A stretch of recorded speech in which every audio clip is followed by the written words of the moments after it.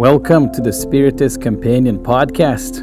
My name is Yuri Castro, and I'll be your companion on this journey where we study, reflect, and put Spiritist teachings into practice. As usual, if you like what you hear, don't forget to subscribe, to follow our pages, and to recommend this podcast to someone else. Today, we're going to be talking about persistence. But what does it really mean? What does it mean to persist in the light of Spiritism? How can we continue doing good when everything sometimes feels so difficult? What is the difference between spiritual persistence and proud attachment? And how can we develop this virtue in our daily lives? Shall we walk together through these reflections, my friends? First of all, in common understanding, persistent means not giving up. Even the word itself, with its Latin roots, persistere, means to stand up or to remain standing up. Spiritism, however, invites us to go beyond this superficial definition.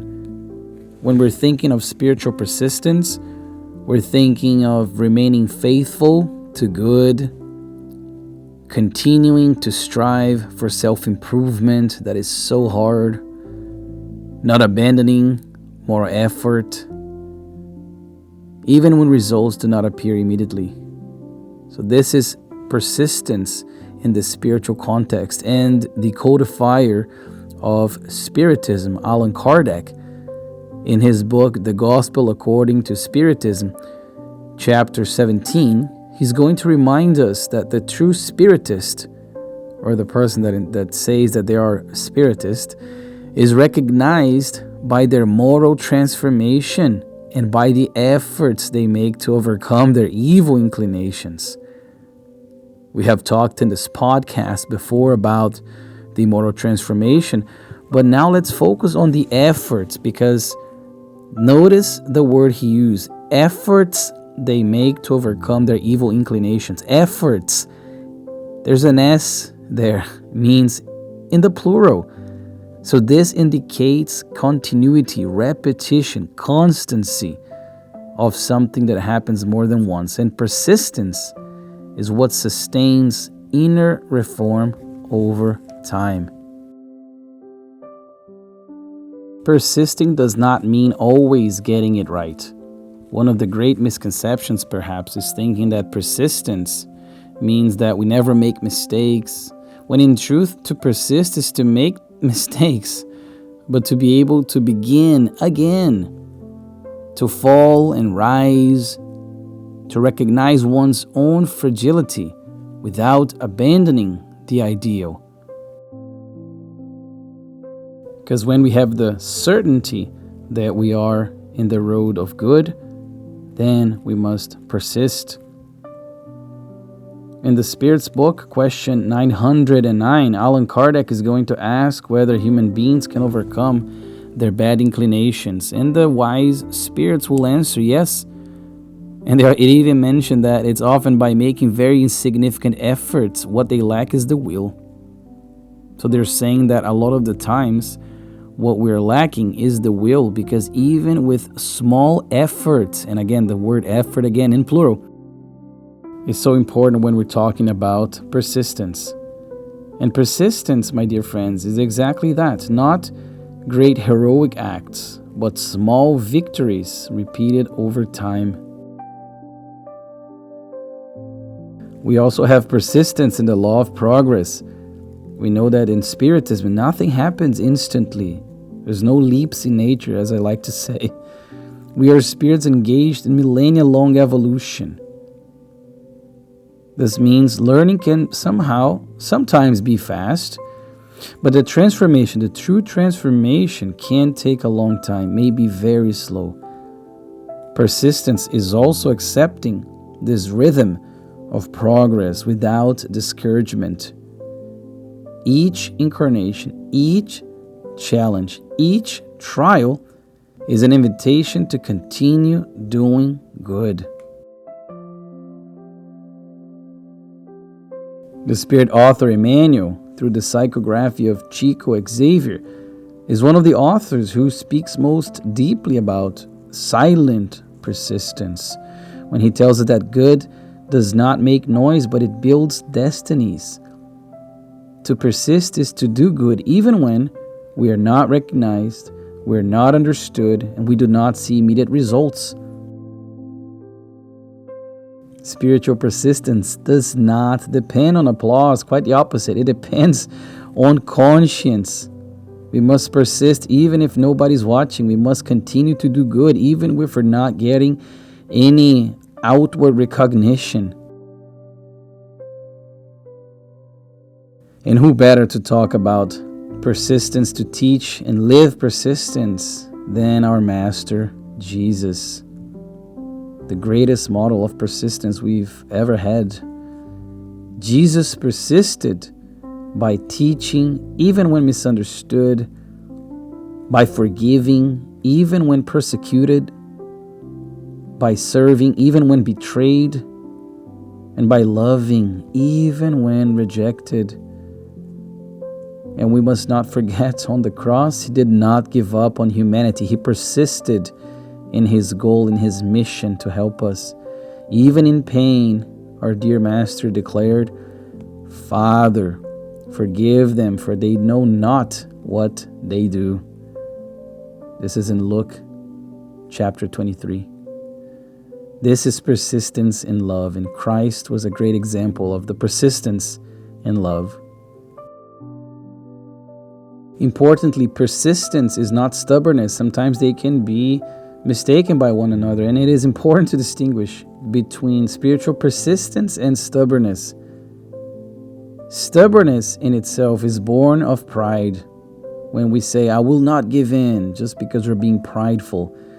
Whereas persistence is something that's born of humility. I will keep trying, regardless of what other people are saying, regardless of the results not coming yet. I know this is the road to good. I will keep trying. To persist does not mean insisting on error, but remaining faithful to good, adjusting course when necessary. Sometimes it will be necessary, but we must persist because the persistent spirit is flexible, patient, and conscious. And here I brought some practical examples of things that we can maybe utilize in our lives to exercise this virtue, this quality. First, in our inner reform. Do we try to control our irritation but we fail? Do we try to be more patient but we slip again? Keep going. Persistence is not about never failing or never falling. It is about never giving up on rising again. We also have to talk about forgiveness because some resentments do not disappear all at once. Forgiveness is a process, and to persist, my dear friends, is to choose not to nourish resentment, even when the pain returns. We also have to keep doing good because how many times maybe we do good and we're not appreciated, but to persist is to continue doing good because it is right, not because it's convenient or because we're getting any applause from it. We also have faith because there are moments of spiritual silence, doubt, exhaustion. To persist is to continue praying, trusting, and walking forward even without immediate answers, even when the answers don't come in the way that we want them to come or we expect them to come. We also have persistence in life's trials because difficulties are not signs of failure but of learning. After all, blessed are the afflicted. So to persist is to ask, what is this situation actually teaching me? So how can we develop our spiritual persistence when we're talking about spiritual progress? Well, set small, realistic moral goals. Evaluate yourself without guilt, but with honesty. Pray asking for strength, not ease. Accept time as your ally. And remember, God values sincere effort. God does not demand that we are all like Jesus Christ with the snap of our fingers. But He values sincere effort. He values persisting in the good. And this is a quality that does not only change circumstances, it transforms the spirit, because it helps build character, maturity, serenity, trust in God. The persistent spirit learns to walk with hope even on difficult paths. The Spirit author Emmanuel, this in the book The Living Spring, Message 13, he talks about how any improvement requires effort. If we're really committed to our self-improvement, let us stand on our own 2 feet and press forward. The view at the mountain top requires climbing the mountain first. So if we aspire to a higher life, let us go forward following Jesus' standards. Let us rise. My dear friends, to persist is to continue, even when it's tiring, even when it hurts, even when it takes time. We're not called to immediate perfection, but to faithfulness in effort. May we fall less, but above all, my dear friends, may we always rise again.